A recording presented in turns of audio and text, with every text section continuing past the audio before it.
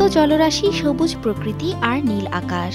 প্রকৃতি যেন তার সবটুকু সৌন্দর্যে সাজিয়েছে টাঙ্গাইলের বাশুলিয়া বিল। যতদূর চোখ যায় কেবলই জল আর তার বুক চিরে ছুটে চলা নৌকা। কখনো শীতল হাওয়া, কখনো বৃষ্টির ঝিরিঝিরি ছোঁয়া। সব মিলে বাশুলিয়া বিল যেন এক জীবন্ত কবিতা। বৃষ্টির পর যখন আকাশে ভেসে ওঠে রংধনু, তখন এই বিল হয়ে ওঠে রঙিন ক্যানভাস। রংধনুর নিচে দাঁড়িয়ে ছবি তোলায় মগ্ন হন অনেকেই। কেউ আবার নৌকায় বসে উপভোগ করেন প্রকৃতির অকৃত্রিম ছোঁয়া। টাঙ্গাইল শহর থেকে মাত্র ২০ কিলোমিটার দূরের বাশুলিয়া বিলে পর্যটকদের মিলন মেলা। এখানে বিনোদনের আর কোনো সুবিধা নেই, তাই ছুটির দিনগুলোতে বাড়ে পর্যটকদের ভিড়। যদিও নিরাপত্তা, শৌচাগার ও বসার জায়গা নিয়ে সংকট আছে।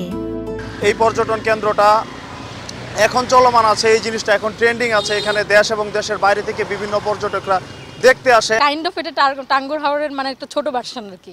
টাঙ্গাইলের যারা আসলে অত দূর যেতে পারবে না তাদের জন্য একটা মিনি টাঙ্গুর হাওরের মতো এটা। ঘোরাফেরার মাঝেও কিন্তু একটু নিজের নিরাপত্তা নিয়ে একটু সচেতনতা বা একটু ভয়টা কাজ করে। পরিবেশ পরিস্থিতি আলহামদুলিল্লাহ ভালোই আছে, তবে নিরাপত্তার ব্যাপারটা প্রশাসনের অন্তত সন্ধ্যার দিকে একটু অবশ্যই নিরাপত্তা জোরদার করা উচিত। একটা প্রবলেম হচ্ছে এখানে হচ্ছে যে কোনো ভালো ওয়াশরুম বা টয়লেট এরকম কোনো কিছু নাই, যা নিয়ে খুবই একটা ভোগান্তির একটা সৃষ্টি হয় আমাদের মাঝে।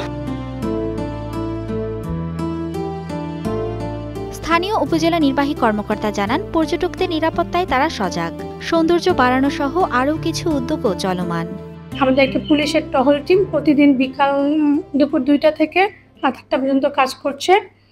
বাশুলিয়ার সৌন্দর্য বৃদ্ধির জন্য আমাদের একটা পরিকল্পনা আছে, সেটা আমরা এখনই উন্মুক্ত করছি না। কিছুদিন পরেই বাশুলিয়ার বা বাসাইলের জনগণ সেটা দেখতে পারবে।